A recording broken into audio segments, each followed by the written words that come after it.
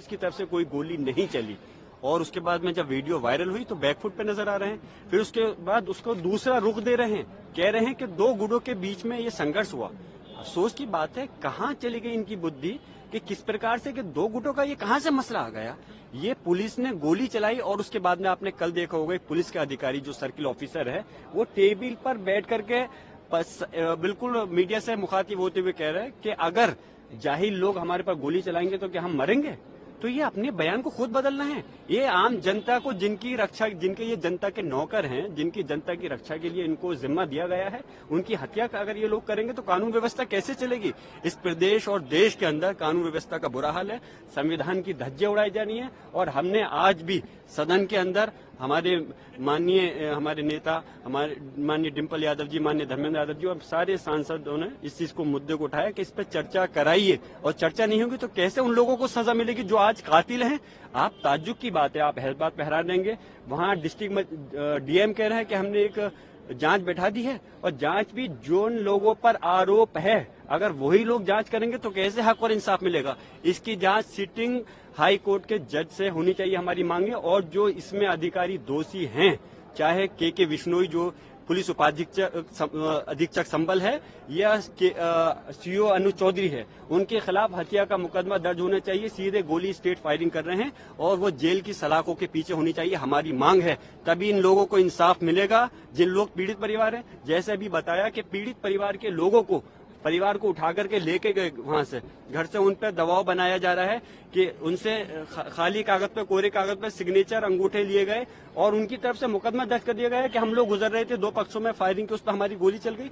ऐसा जुल्म ज्यादती होगा तो क्या कानून रहेगा। आप लोग चौथा स्तंभ है, मेरी मांग है आप लोग सच्चाई दिखाइए। अपोजिशन पार्टीज भी आप लोगों के साथ बिल्कुल, पूरी हमारी सपा के साथ में, समाजवादी पार्टी के साथ इस संबल की घटना पर पूरे इंडिया गठबंधन साथ है और सब चाहते हैं इस पर चर्चा होनी चाहिए और उन दोषी अधिकारियों के खिलाफ सख्त एक्शन होते हुए कार्रवाई होनी चाहिए। एक सीसीटीवी फुटेज भी दिखाया है जिसमें ये दिखाया जा रहा है कि कैसे दो गुटों के, एक गुट के लोग हैं जिन्होंने मुंह पे कपड़ा बांधा हुआ है, देसी पिस्टल मिली है और कैसे वो इंसाइट कर रहे हैं क्राउड को। आपको इस सीसीटीवी फुटेज मैं एक बात कहना चाहूंगा, इस प्रश्न के लिए आप ही लोग मुझसे अच्छा जवाब देते तो चौथा स्तंभ होने के नाते मुझे और खुशी होती।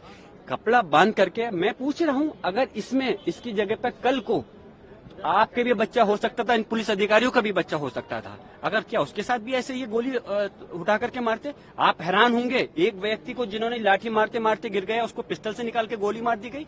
ये कोई दूसरी देश के नागरिक इस देश के दुश्मन थोड़ी हैं। इस हिंदुस्तान के सिटीजन है, नागरिक हैं, उनके साथ में ऐसा जुल्म, ज्यादती, अत्याचार। और मैं एक बात और बताता चलूं, ये कोई हिंदू मुस्लिम का झगड़ा नहीं है, कोई संभल के अंदर कोई हिंदू सामने नहीं है। अरे हिंदू तो छोड़ दूर की बात है, तो फिर मुसलमान आपस में कहां से सामने आ जाएंगे। ये तो तंत्र को सामने ला करके चंद शरारती तत्व थे, जो 8 लोग थे जिन्होंने दायर की है। बाकी पुलिस और प्रशासन इस घटना का जिम्मेदार है।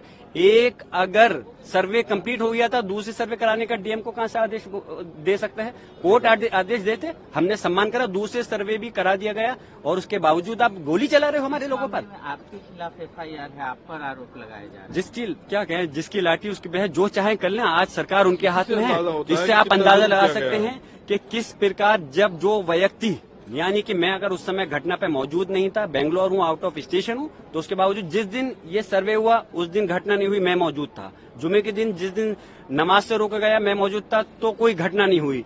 और जिस दिन मैं मौजूद नहीं हूँ तो बलवा मैंने करा दिया। इन लोगों को तो नोबेल प्राइज मिलना चाहिए जिस प्रकार से ये काम कर रहे हैं। और शर्म, पूरा देश शर्मसार है और देश नहीं, पूरे दुनिया के सामने देश की जो छवि खराब हो रही है। मैं मांग करता हूं कि प्रधानमंत्री महोदय को आगे आना चाहिए और इसमें जाकर के हालात को देखें। मणिपुर नहीं बनाए संबल को, मणिपुर के अंदर तो उन्होंने जाने की जहमत नहीं करी, लेकिन संबल का जो सूरत हाल हो रही है, बहुत अफसोस की बात है। जो हट धर्मी तानाशाही चल रही है, इस पे लगाम लगनी चाहिए। जो अननेम्ड FIR हुई है, उनकी आड़ में लोगों को परेशान किया जा रहा है, टॉर्चर किया जा रहा है, उसको तुरंत रुकना चाहिए। ऐसी हमारी सारी माननीय सांसदों की मांग है, समाजवादी पार्टी के इंडिया गठबंधन की मांग है। बहुत बहुत शुक्रिया। हम चाहते हैं कि संबल में जो घटना घटी है इस पे चर्चा हो और हमने स्पीकर साहब को भी लिख के दिया है और कई हमारे सांसदों ने नोटिस भी डाले हैं। क्योंकि क्या मांग कर रहे थे कि बहुत हल्ला हो रहा था कि फांसी दो या ऐसा कुछ नारा आ रहा था। मैं नहीं समझती इस तरह का कुछ बोला गया, लेकिन हाँ, हम चाहते हैं चर्चा हो, जो दोषी है उस पर सख्त से सख्त कार्रवाई हो। सरकार समाजवादी पार्टी, डिम्पल जी क्या कहना चाहेंगे, क्योंकि अब तक कोई बहुत बड़ा एक्शन नहीं हुआ है। नहीं, कोई एक्शन नहीं हुआ है, क्योंकि जो लोग जो न्याय जब दिलाने वाले लोग ही जब अन्याय कर रहे हैं तो उनसे क्या उम्मीद रख सकते हैं। इसीलिए हम चाहते हैं कि संसद के माध्यम से ये आवाज उठे कि जो संभल के जो लोग हैं जिन पे अन्याय हुआ है उनको न्याय मिले। आगे का कदम क्या होगा आप लोगों का? हमारी यही लगातार डिमांड रहेगी स्पीकर साहब से कि हमको बोलने का मौका दिया जाए संसद में। समाजवादी पार्टी के डेलीगेट जिस तरह से लोकतंत्र की हत्या हुई है संभल में और जिस तरह से लोगों को प्रताड़ित किया जा रहा है और जिस तरह से गलत एफआईआर लिखवाई जा रही है लोगों पे अभी भी, और जिस तरह से जो लोग जिनकी हत्या कर दी गई है पुलिस और प्रशासन द्वारा उनके परिवार वालों को सताया जा रहा है और एक तरह का दबाव बनाया जा रहा है कि वो कहें कि दो गुटों में आपसी मतभेद के कारण ही फायरिंग हुई है, जहां पुलिस प्रशासन की वीडियोग्राफीज हैं कि जिस तरह लोगों को गोलियां चलाई जा रही है। तो हम चाहते हैं जिन शासन और प्रशासन वालों की इसमें जो वीडियोग्राफी में जो फोटोग्राफ्स है उन पे एकदम एक्सट्रीम हम चाहते हैं कि एकदम एक्सट्रीम इसमें सरकार फैसला ले, उनको टर्मिनेट किया जाए। कितने लोग सस्पेंड हुए? इतना बड़ा दंगा हो गया अब तक